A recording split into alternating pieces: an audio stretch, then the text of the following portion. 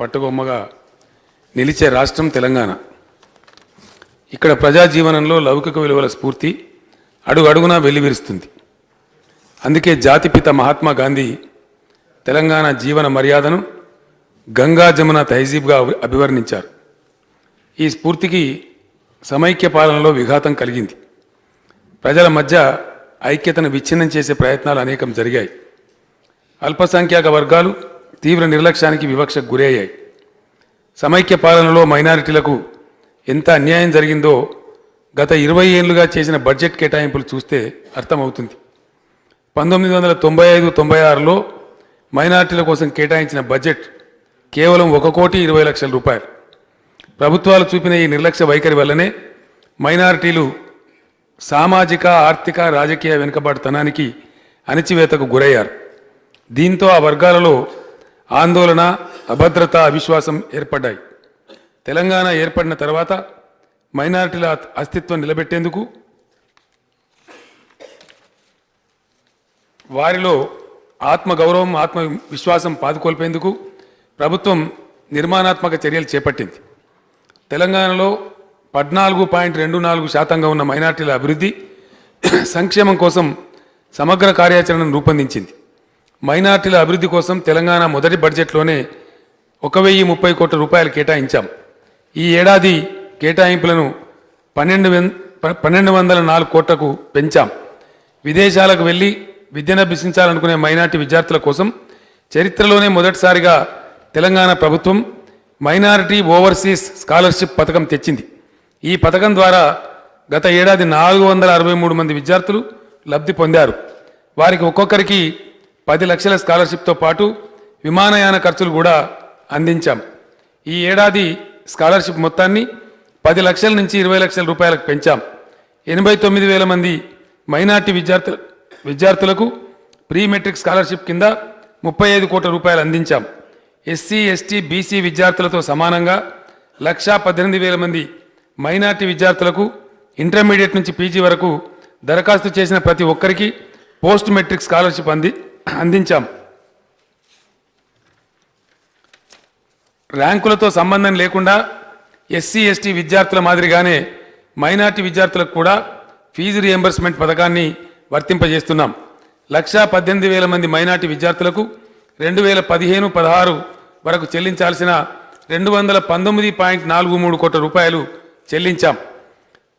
పేరు పొందిన IAS coaching సెంటర్లలో 100 మంది మైనారిటీ విద్యార్థులకు ప్రభుత్వం శిక్షణ ఇప్పిస్తున్నది.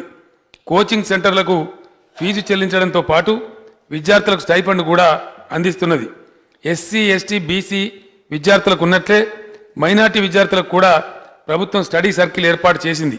సివిల్ సర్వీసెస్, గ్రూప్స్, బ్యాంకింగు తదితర పోటీ పరీక్షలకు హాజరయ్యే మైనారిటీ విద్యార్థులకు ఈ స్టడీ సర్కిల్ ద్వారా శిక్షణ అందిస్తున్నాం. ఉద్యోగాల భర్తీ నోటిఫికేషన్లు వెలువడిన సందర్భంలో అవసరమైన శిక్షణ కార్యక్రమాలను పాత 10 జిల్లా కేంద్రాల్లో నిర్వహిస్తున్నాం. ఎస్సీ, ఎస్టీ పారిశ్రామికవేత్తలను ప్రోత్సహించడానికి టీఎస్ ప్రైడ్ అనే పథకం ప్రవేశపెట్టినట్లే మైనారిటీ పారిశ్రామికవేత్తలకు ప్రోత్సహించడానికి టీఎస్ ప్రైమ్ అనే పథకం ప్రవేశపెడుతున్నాం.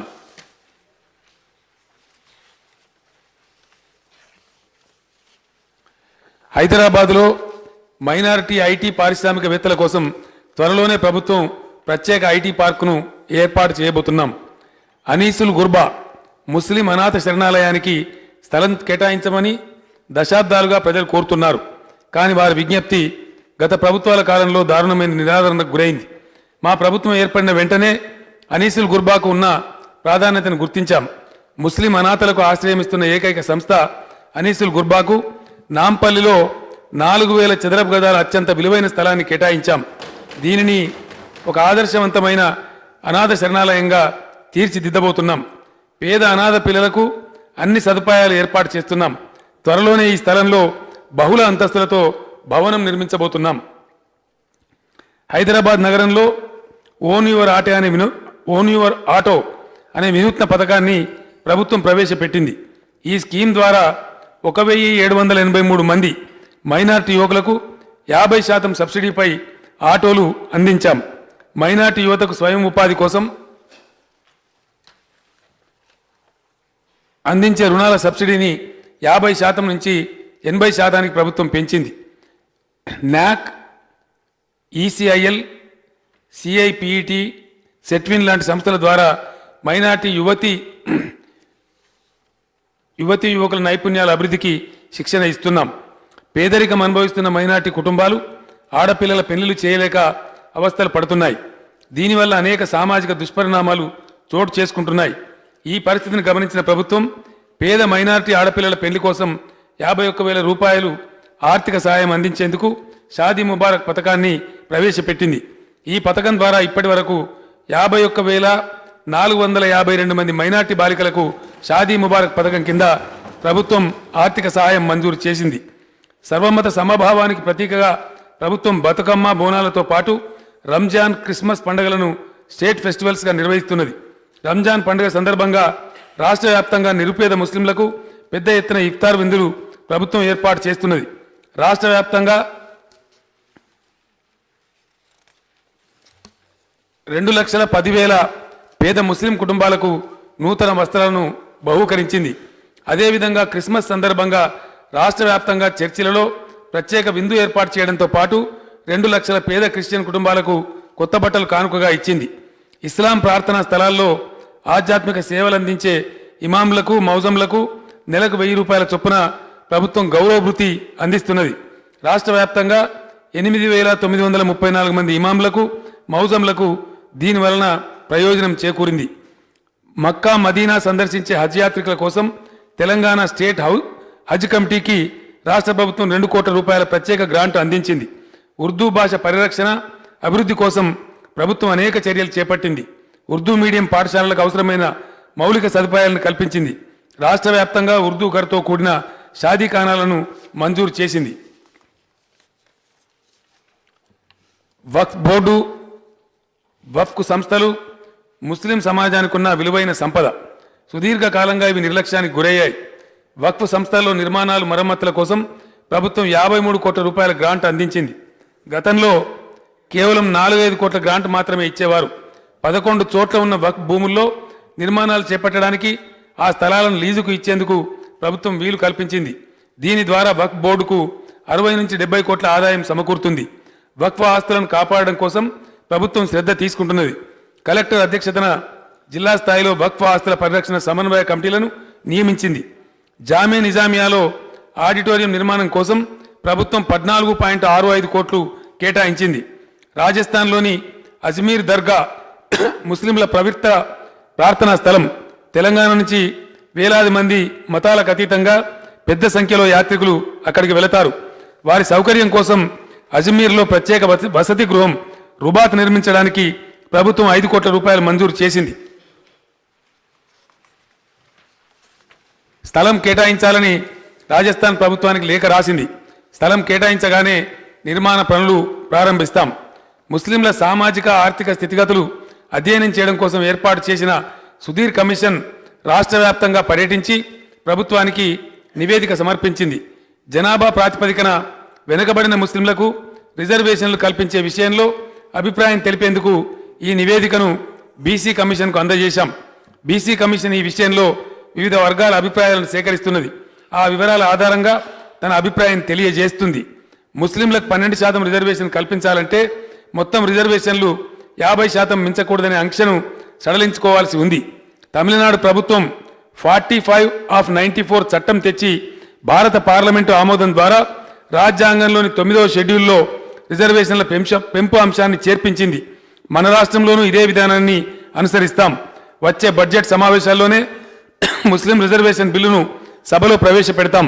తమిళనాడు కల్పించిన తరహాలోనే మన రాష్ట్ర సామాజిక పరిస్థితులకు అనుగుణంగా మనం కోరిన రిజర్వేషన్ అమలు చేసుకునే సౌలభ్యాన్ని పొందేందుకు వీలుగా బిల్లును రాష్ట్రపతి ఆమోదానికి పంపుతాం. దళిత క్రిస్టియన్లు తమ ఎస్సీ హోదా కోసం ఎంతో కాలంగా ఆందోళన చేస్తున్నారు. మా ప్రభుత్వం ఏర్పడిన తర్వాత ఈ సమస్యను పరిష్కరించాం. దళిత క్రిస్టియన్లకు ఎస్సీ హోదా కొనసాగించాలని అధికారులకు స్పష్టమైన ఆదేశాలు ఇచ్చాం. క్రైస్తవులు చర్చిలు నిర్మించుకోవాలంటే గతంలో అనేక కఠిన నిబంధనలు ఉండేవి. ఇప్పుడు మిగతా ప్రార్థనా స్థలాల నిర్మాణానికి ఇచ్చినట్టే స్థానిక సంస్థల అనుమతితోనే చర్చిలను నిర్మించుకునే వీలు కల్పిస్తూ జీవో జారీ చేశాం. హైదరాబాద్లో క్రిస్టియన్ భవన్ నిర్మించడానికి 10 కోట్ల రూపాయలు మంజూరు చేశాం. మైనారిటీల కోసం ప్రభుత్వం అనేక కార్యక్రమాలు నిర్వహిస్తుండడం వల్ల మైనారిటీ సంక్షేమ శాఖ ప్రాధాన్యం సంతరించుకుంది. కేవలం 35 మంది ఉద్యోగులతో నామమాత్రంగా సాగుతున్న ఈ శాఖను బలోపేతం చేసే దిశగా 80 పోస్టులను ప్రభుత్వం కొత్తగా మంజూరు చేసింది. మైనారిటీల స్థితిగతులు మారాలంటే వారి పిల్లలకు మంచి విద్యను అందించాలి. ఆ విద్య ఇంగ్లీష్ మీడియంలో గ్లోబల్ ప్రమాణాలకు ధీటుగా ఉండాలి. ప్రపంచవ్యాప్తంగా ఉండే అవకాశాలను అందిపుచ్చుకునే స్థాయికి మన మైనారిటీ పిల్లలు ఎదగాలి. అదే సమయంలో పిల్లలకు విద్య చెప్పించడానికి అయ్యే ఖర్చు భారం కుటుంబాలపై పడకూడదు. మైనారిటీలో ఎక్కువ శాతం నిరుపేదలు చిన్నా చితక పనులు చేసుకుని పొట్టబోసుకుంటున్నారు. వీరి పిల్లల పోషణ శిక్షణ బాధ్యతను పూర్తిగా ప్రభుత్వమే తీసుకోవాలని నిర్ణయించాం. దేశంలో ఎక్కడా లేని విధంగా, రాష్ట్ర చరిత్రలో మునుపెన్నడూ లేని విధంగా మైనారిటీ పిల్లల కోసం పెద్ద ఎత్తున ఆవాస విద్యాలయాన్ని నెలకొల్పుతున్నాం. ఈ రెసిడెన్షియల్ ఏర్పాటు కావడంతో మైనారిటీ వర్గాల్లో పెద్ద ఎత్తున సంతోషం వ్యక్తమవుతున్నది. ఎన్నికల సందర్భంగా ఇచ్చిన హామీ మేరకు కేజీ టు పీజీ విద్యా విధానంలో భాగంగా ఈ రెసిడెన్షియల్ స్కూళ్లను ఏర్పాటు చేస్తున్నాం. 2016-17 విద్యా సంవత్సరంలో 71 మైనారిటీ రెసిడెన్షియల్ స్కూళ్లను కొత్తగా ఏర్పాటు చేశాం.